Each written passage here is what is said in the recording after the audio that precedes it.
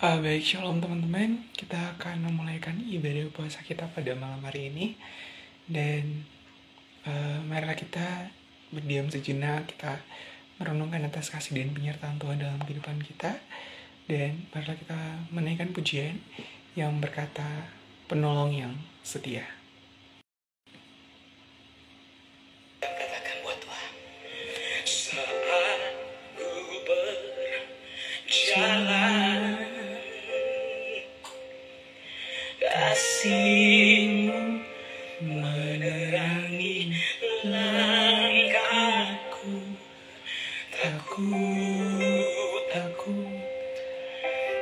ku bimbang, karena Kau bersamaku.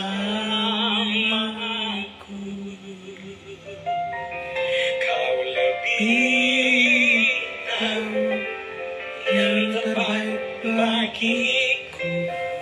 Kau lebih sanggup pulihkan hidupku. Amin. Ku berserah, ku percaya, hanya Yesus penolong yang setia. Yang percaya berikan tepuk tangan yang paling meriah buat Tuhan yang ajaib, Tuhan Yesus. Sama-sama kita nyanyikan. Saat ku berjalan, kasih-Mu menerangi langkahku. Tak ku bimbang, karena Kau bersamaku. Kau lebih tahu yang terbaik bagiku. Kau lebih sanggup pulihkan hidupku. Ku berserah, ku percaya, hanya Yesus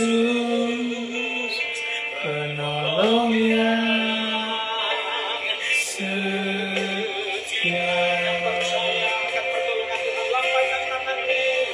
Kau lebih tahu yang terbaik bagiku. Kau lebih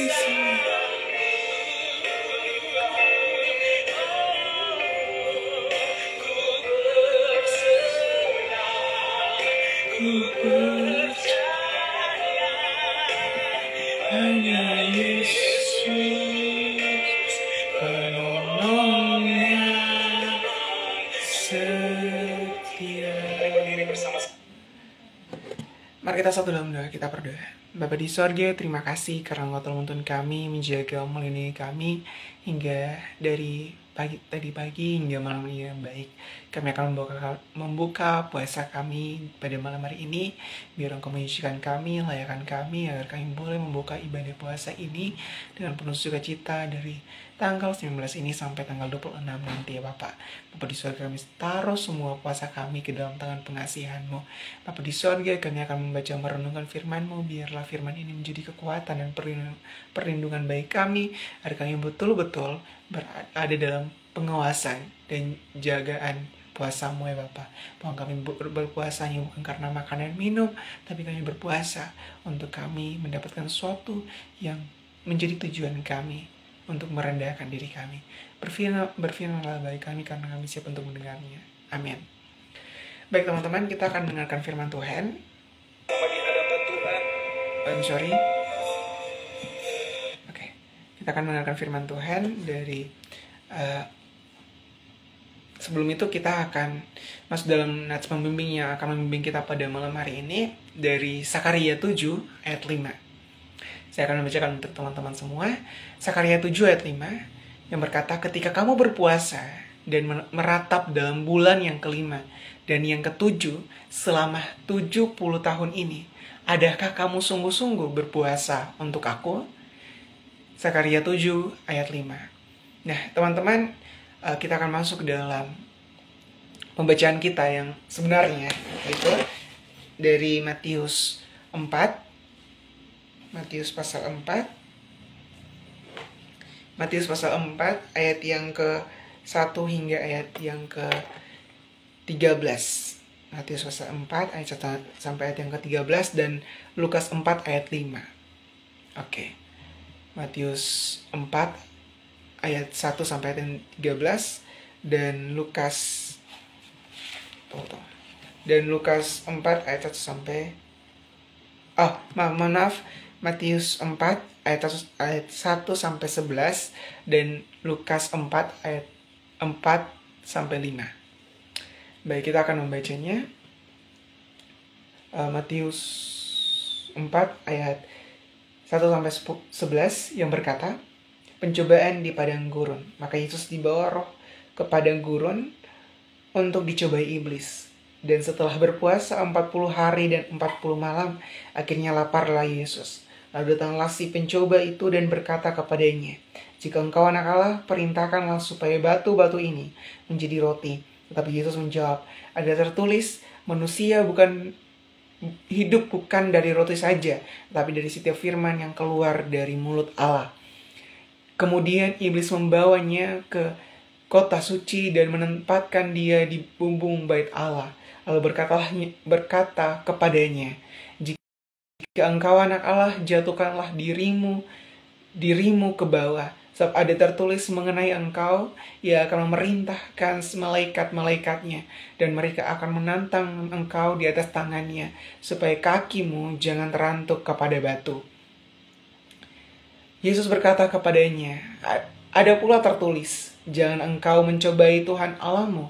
Dan iblis membawanya pula ke atas gunung yang sangat tinggi, dan memperlihatkan kepadanya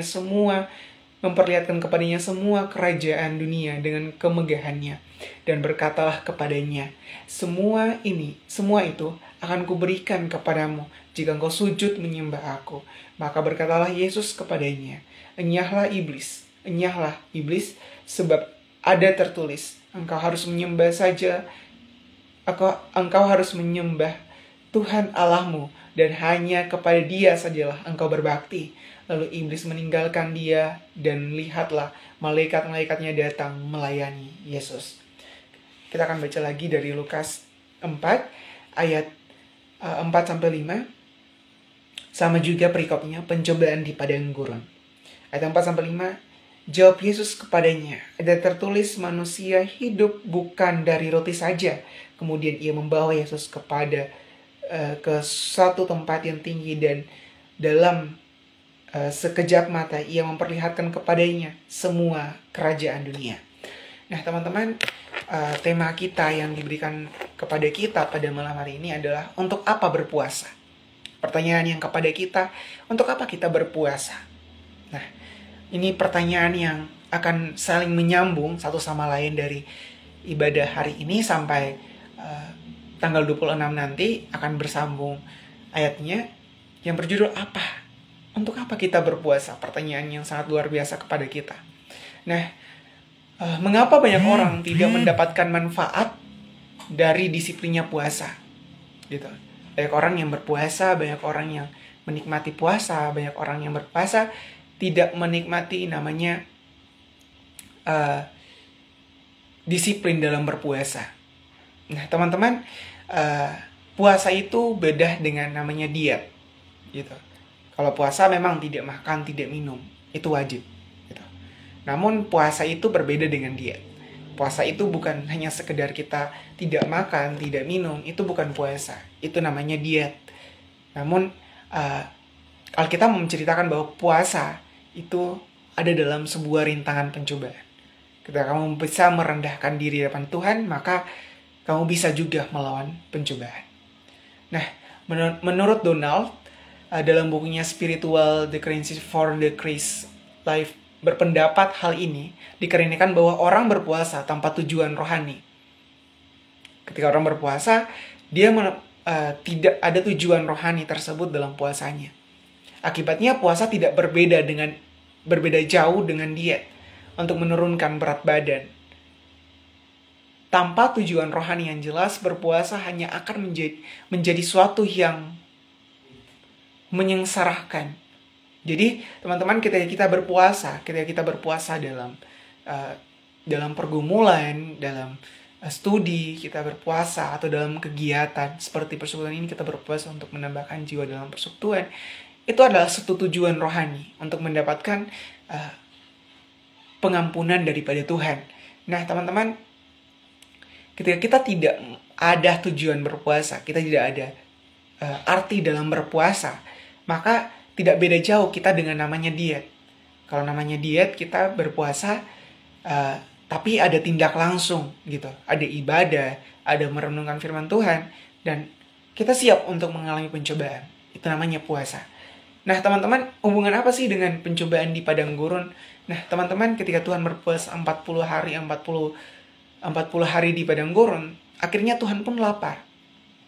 Nah, Tuhan datang sebagai manusia, Tuhan pasti lapar gitu. Apalagi berpuasa 40 hari. Kita yang berpuasa 1,5 hari saja mau mati buang. Apalagi 40 hari. Tidak makan, tidak minum, bersekutu dengan Tuhan. Nah, ketika di akhir puasanya, pencobaan itu datang. Gitu.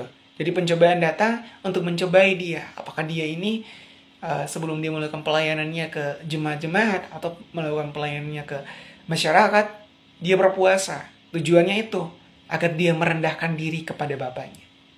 Nah, pencobaan itu datang. Dia mencobai dari Tuhan, harus mengubah roti, harus melompat dari gedung, menunjukkan kekayaan dunia. Ketika kalau Tuhan tidak memiliki iman, Tuhan tidak memiliki prinsip berpuasa atau disiplin berpuasa, maka sekali-kali Tuhan bisa mengangkat semua itu. Namun Tuhan berkata, dia memiliki Bapa yang sangat luar biasa. Dia memiliki Bapa yang mempunyai dunia ini. Dia menciptakan dunia ini untuk manusia, kok dia mau kembali. Dia bisa angkat kembali apapun dalam kita, dan tidak perlukan apapun dari dunia ini. Nah, teman-teman, tampaknya orang-orang Yahudi di Betel juga kehilangan tujuan berpuasa atau tujuan rohani dalam melakukan ibadat puasa mereka. Selama 70 tahun mereka berpuasa meratapi kehancuran Yerusalem dan bait Tuhan. Akibatnya dosa-dosa mereka ini, kini setelah mereka kembali ke tanah air dan sedang membangun kembali bait Tuhan, mereka ragu apakah mereka masih harus terus berpuasa, seperti yang diceritakan oleh ayat 3 tadi. Apakah mereka ragu, apakah saya harus tetap berpuasa atau tidak ya?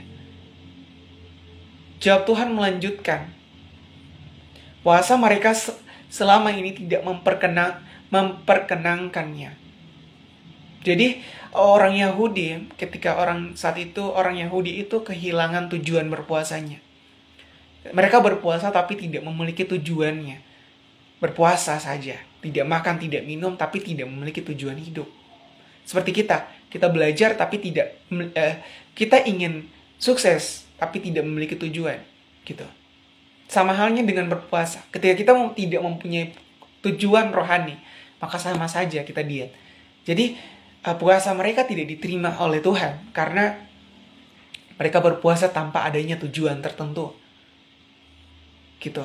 Jadi teman-teman, mereka berpuasa selama 70 tahun. Lama kan? 70 tahun mereka berpuasa. Tapi puasa mereka tidak berkenan kepada Tuhan. Nah, selama 70 tahun rupanya puasa bangsa itu hanya ritual belakang. Bukan ditunjukkan untuk menyatakan kepribadian mereka kepada Tuhan, serta penyesuaian yang sungguh-sungguh atas dosa-dosa mereka yang menduakan hatinya. Nah, teman-teman, berpuasa orang Yahudi ini ditolak oleh sama Tuhan. Karena berpuasa mereka hanya sebuah ritual belakang yang tidak lain daripada dia. Mereka berpuasa tapi tidak ada mendekatkan diri sama Tuhan, malah menyesatkan orang, berbuat dosa, tidak sungguh-sungguh dalam mengaku dosa. Betapa sia-sianya puasa tanpa tujuan yang berpusat pada Tuhan. Ketika teman-teman ingin melakukan puasa mandiri, teman-teman ingin melakukan puasa apapun, teman-teman harus mempunyai prinsip, yaitu disiplin berpuasa. Jangan sampai kita berpuasa hanya untuk diet, hanya sebagai diet, hanya sebagai ritual belakang saja, agar kita dilihat orang, agar suatu komunitas itu dikatakan baik. Kita harus memiliki prinsip yang kuat dalam berpuasa.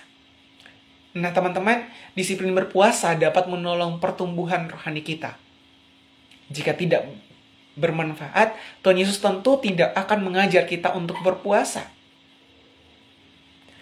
Kita dapat berpuasa untuk memperkuat permohonan khusus, mengungkapkan pertobatan, maupun menyatakan kasih dan pengabdian kepada Tuhan. Nah teman-teman, puasa itu bukan hanya sekedar ritual belakang, yang tadi saya bilang. Namun puasa adalah kita merendahkan diri di hadapan Tuhan. Jadi kalau kita bisa berpuasa dengan baik, maka kita bisa merendahkan diri di hadapan Tuhan. Jadi puasa bukan hanya sekedar ritual, bukan hanya sekedar, saya berpuasa, tapi saya tidak mendekatkan diri sama Tuhan. Saya tidak berdoa, saya hanya mogok makan, itu bukan berpuasa. Itu namanya diet. Namun ketika kamu berpuasa, kamu merendahkan diri hadapan Tuhan. Kamu mau Tuhan ubah kamu. Engkau mau bahwa dosa-dosamu diampuni oleh Tuhan. Jadi berpuasa bukan hanya sekedar kamu tidak makan, tidak minum, itu bukan puasa. Namun ketika kamu berpuasa, puasalah dengan baik. Merendahkan diri hadapan Tuhan itu perlu sekali. Nah teman-teman, jika Tuhan mendorong Anda untuk berpuasa, maukah Anda melakukannya? Pertanyaan refleksi untuk diri kita sendiri. Ketika Tuhan mengajak kita malam hari ini dari tanggal 19 ini sampai tanggal 26, apa kita mau berpuasa untuk Tuhan? Atau hanya sebagai ritual belakang? Teman-teman, marilah kita berpuasa. Untuk apa kita berpuasa? Untuk kita merendahkan di hadapan Tuhan. Jangan sia-siakan puasa ini, kita tidak makan, tidak minum, tapi tidak diterima oleh Tuhan. Tetapi bukan sebagai ritual tanpa makna, tetapi sarana untuk memperdalam hubungan kita dengannya. Semakin kita berpuasa, semakin kita mendekatkan diri kepada Tuhan. Tuhan memberkati kita dengan firman-Nya. Mari kita berdoa untuk mengakhiri firman ini. Kita berdoa. Bapa di sorga, terima kasih atas firman-Mu yang mengajarkan kami tentang kami harus berpuasa. Untuk apa kami berpuasa? Untuk mendekatkan diri di hadapan Bapa. Yang mempunyai tujuan tertentu dalam puasa ini. Biarlah Engkau pakai tujuan ini untuk kemuliaan nama-Mu ya Bapa. Bapa di sorga, kami menyerahkan puasa ini dari tanggal 19 ini kami telah buka. Dan Engkau biar sertai kami. Kami boleh menyelesaikan nanti jam 10 pagi. Dan kami boleh menutupnya. Dan kami boleh membuka puasa dengan baik. Dan seterusnya sampai tanggal 26 nanti ya Bapa. Terima kasih Bapa. Yang doa dan permohonan kami, terima sembahyang doa kami. Haleluya, amin. Teman-teman, mari sebelum kita mengakhiri doa ini, kita menaikkan pujian. Bapa, terima kasih.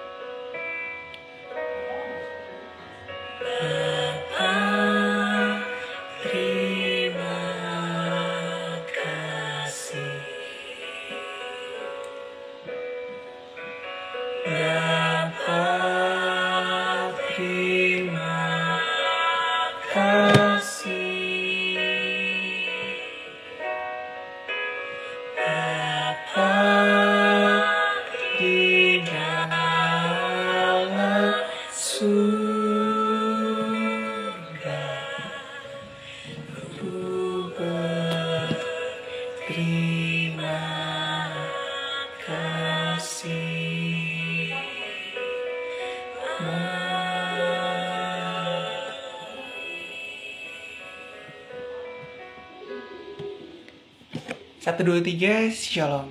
Teman-teman jangan lupa untuk ibadah puasa pembukaannya besok jam 10 pagi. Dan selamat berpuasa, Tuhan memberkati, selamat melakukan tujuan teman-teman.